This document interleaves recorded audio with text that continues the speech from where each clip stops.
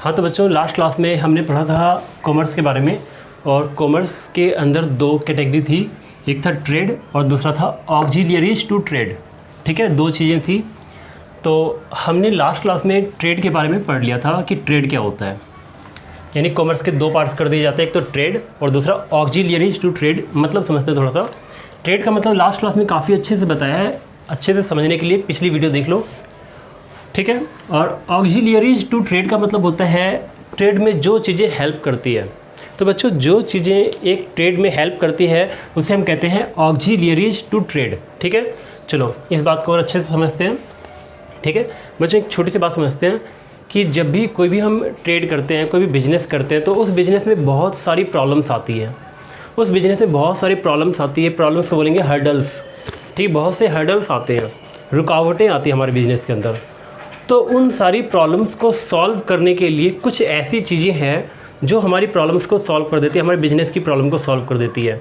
तो जो चीज़ें हमारे बिज़नेस की प्रॉब्लम को सॉल्व कर देती है उसी को हम बोलते हैं ऑक्सिलियरीज टू ट्रेड। ठीक है, तो पढ़ते इसका मतलब क्या है। ऑक्सिलियरीज टू ट्रेड का मतलब है it refers to all those activities. इसके अंदर वो सारी एक्टिविटी आती है which are undertaken to overcome the hurdles appearing in the way of trade. इसका मतलब ये है बच्चों, वे ऑफ ट्रेड। जब आप ट्रेड कर रहे होगे तो ट्रेड करते वक्त कुछ हर्डल्स आएंगी सामने। हर्डल्स मतलब रुकावटें, दिक्कतें, समस्याएं तुम्हारे सामने अपीयर हो जाएंगी। उन समस्याओं पे विजय पाना यानी कि ओवरकम करना बहुत ज़रूरी होता है। और ओवरकम करने के लिए जो एक्टिविटी की जाती है उसी को हम बोलते हैं ऑक्सिलियरीज टू ट्रेड। यानी कि बिजनेस करते वक्त बहुत सी हर्डल सामने आती है, समस्याएं सामने आती है, दिक्कतें सामने आती है। उन सब दिक्कतों पे हम विजय पाते हैं, उनको ठीक करते हैं। उन प्रॉब्लम्स को जैसे ठीक करते हैं, जिसके द्वारा ठीक करते हैं, जिन एक्टिविटीज़ के द्वारा ठीक करते हैं, उन्हीं एक्टिविटीज़ को बोलते हैं ऑक्सिलियरीज टू ट्रेड। ठीक है, मैं फिर से पढ़ता हूँ। It refers to all those activities. इसके अंदर वो सभी एक्टिविटी आती है which are undertaken to overcome the hurdles appearing in the way of trade. ठीक है, इसके अंदर वो सभी एक्टिविटी आती है जो ट्रेड करते वक्त जो भी रुकावटें आती है उसको उस हर्डल को, उस प्रॉब्लम्स को सॉल्व करने के लिए जो भी एक्टिविटी की जाती है वो सारी एक्टिविटी किसके अंदर आती है, ऑक्सिलियरीज टू ट्रेड के अंदर। तो बच्चों, बात करते हैं कि यहाँ पे क्या हो सकता है। तो एक बात और बताता हूँ मैं, बिजनेस के सामने क्या क्या प्रॉब्लम्स आती है। देखो बच्चों, प्रॉब्लम तो बहुत सारी है, लेकिन उन प्रॉब्लम्स को मैं सीधा सॉल्यूशन पे आता हूँ कि उन प्रॉब्लम्स को इन 6 तरीके से सॉल्व किया जा सकता है। ठीक है, 6 पॉइंट्स हैं टोटल मिलाकर। ठीक है, इन 6 पॉइंट्स के द्वारा इनको ठीक किया जा सकता है। सबसे पहला है बच्चों मिडल मैन। चलो मिडल मैन के कॉन्सेप्ट को अच्छे से समझते हैं कि मिडल मैन कैसे हमारे ट्रेड में आने वाले रुकावट को दूर कर देता है। बच्चों देखो, तो मैंने देखा भी होगा, मैंने लास्ट क्लास में पढ़ाया भी था। सबसे पहले होता है प्रोड्यूसर। देखो इसको एक मिनट।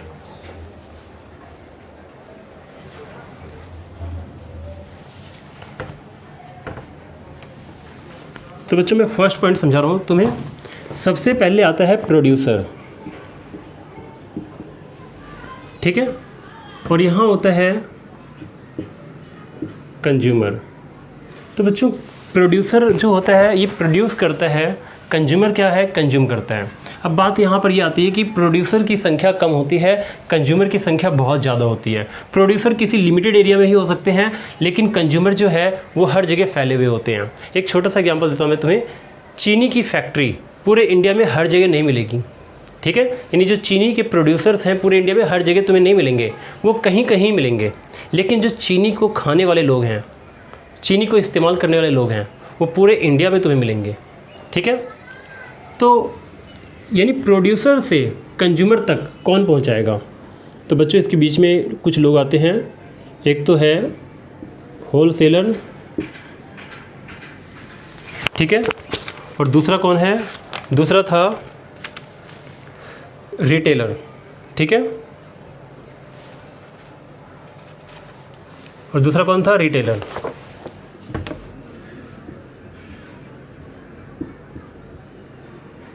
ठीक है, तो बच्चों इतना समझ में आ गया। तो हम ये कह सकते हैं कि ये लोग होते हैं, एक मिनट,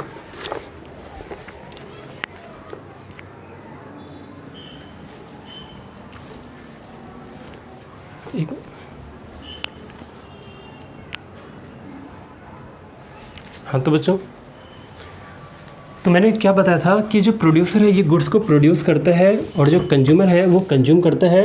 लेकिन बात यहाँ ये आती है कि प्रोड्यूसर से गुड्स डायरेक्ट कंज्यूमर तक नहीं पहुँच सकता, तो बीच में बच्चों कुछ मिडल मैन का आना बहुत ज़रूरी है।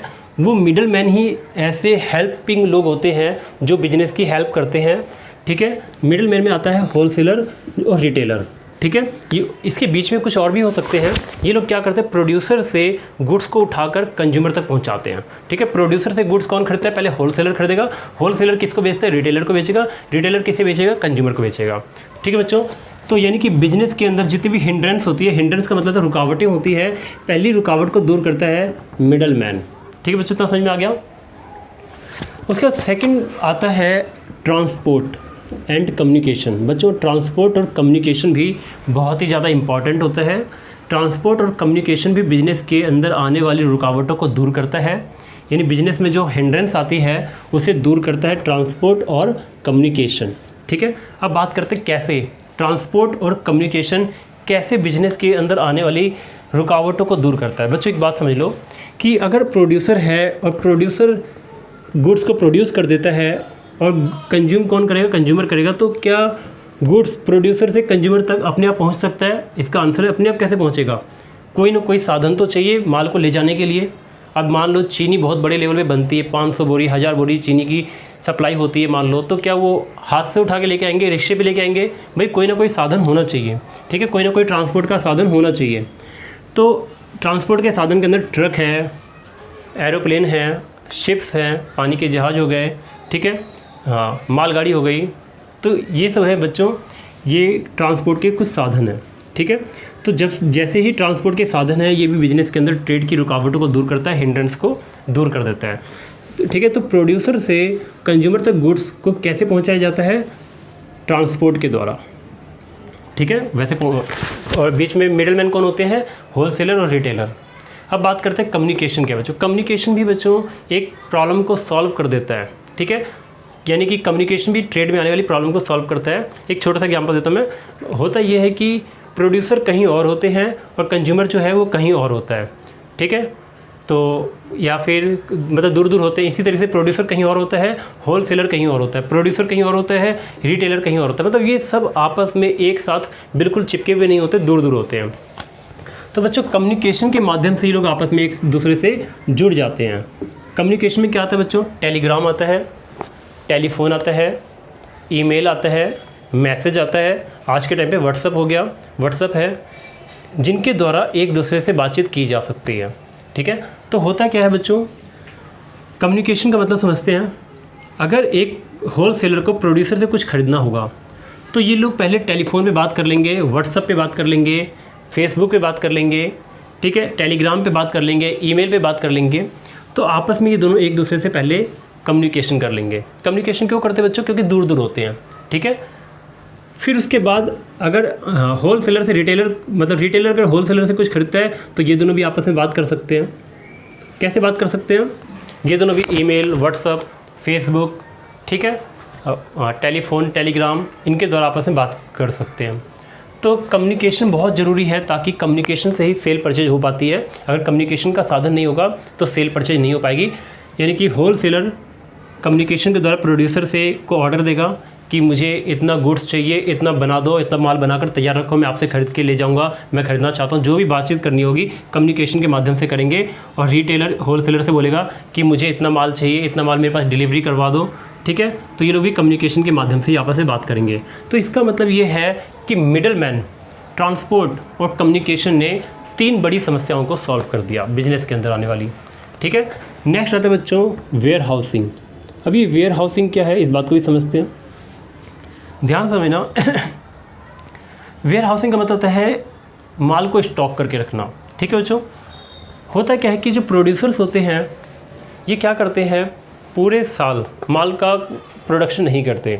वो क्या करते हैं, कुछ प्रोड्यूसर तो पूरे साल करते हैं, लेकिन कुछ प्रोड्यूसर्स ऐसे होते हैं जो माल का प्रोडक्शन पूरे साल नहीं करते हैं। एक छोटा सा एग्जांपल देता हूँ मैं तुम्हें चीनी का, ठीक है।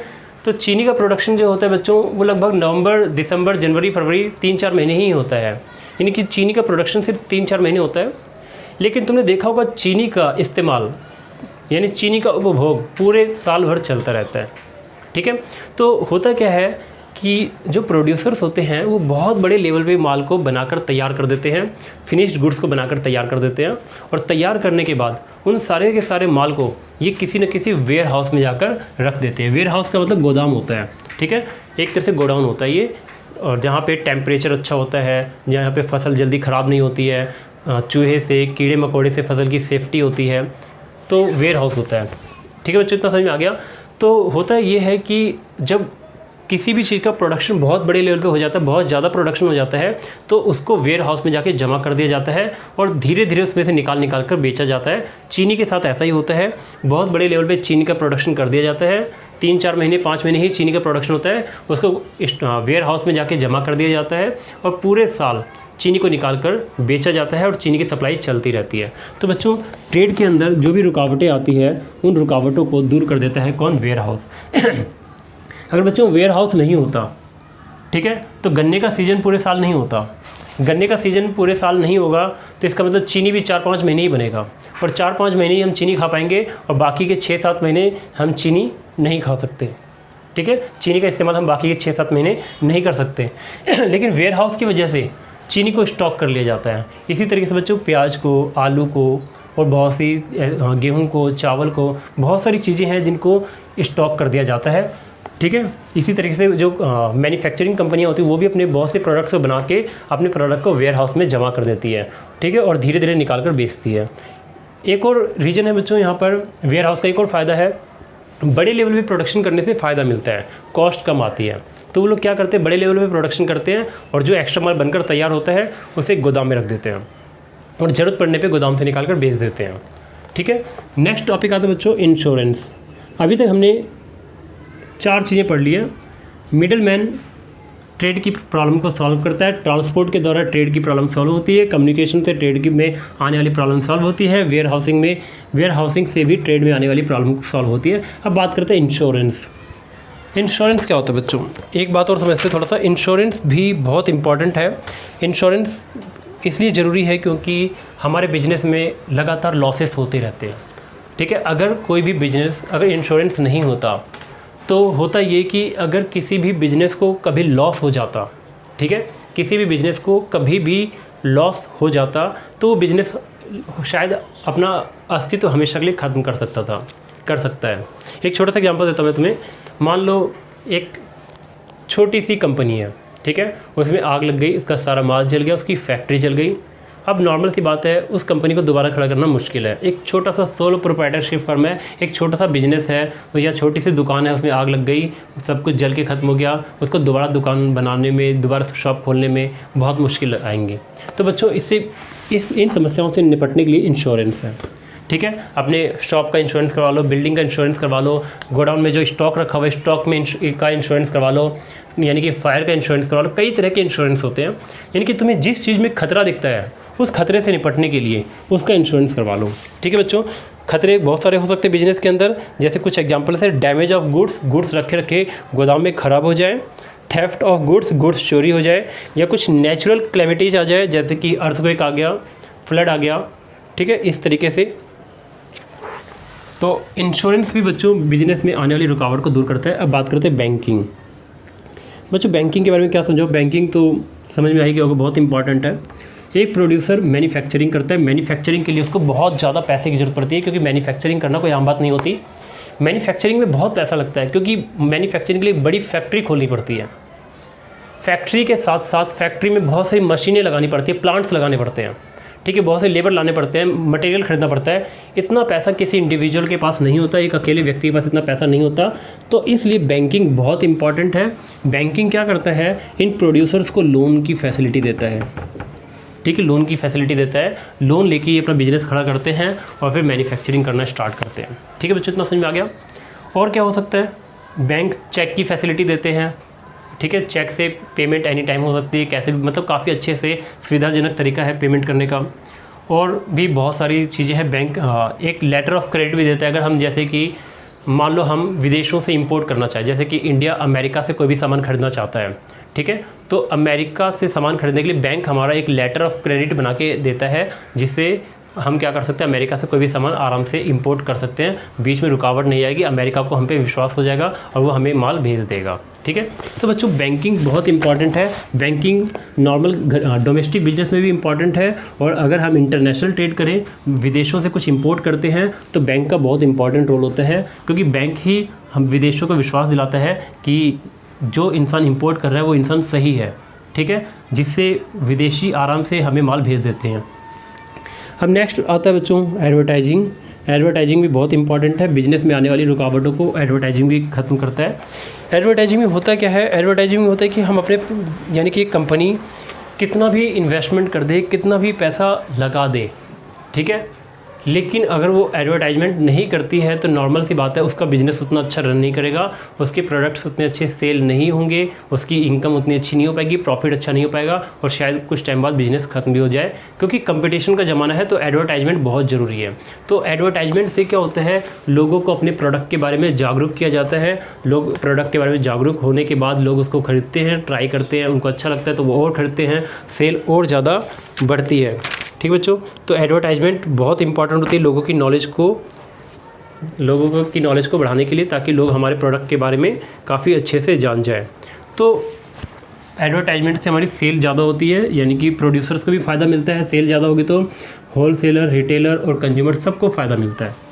तो बच्चों बिज़नेस में आने वाली जो भी प्रॉब्लम्स होती हैं, यानी कि सिंपल वर्ड्स में जो भी हमारे ट्रेड में आने वाली प्रॉब्लम्स होती हैं, उन सारे प्रॉब्लम्स को सॉल्व करने के लिए जितनी भी एक्टिविटी होती है, उन सारी एक्टिविटी को हम बोलते हैं ऑक्सिलरीज टू ट्रेड। ठीक है, तो कॉमर्स के 2 पार्ट थे, दोनों पार्ट मैंने समझा दिए हैं। ठीक है, इसकी जितनी भी वीडियो है तुम लोग जाकर देख लेना, जितने भी पार्ट्स बन चुके हैं पार्ट को जाकर सर्च कर लेना, हैशटैग करके मैंने 1 2 3 थंबनेल में लगाया होगा, तुम लोग देख लेना। ठीक है, तो बच्चों middleman, transport, communication, warehousing, insurance, banking और एडवर्टाइजिंग, ये सभी चीज़ें हमारे बिजनेस में आने वाली प्रॉब्लम्स को सॉल्व करती है। तुम लोग इसको याद कर लेना।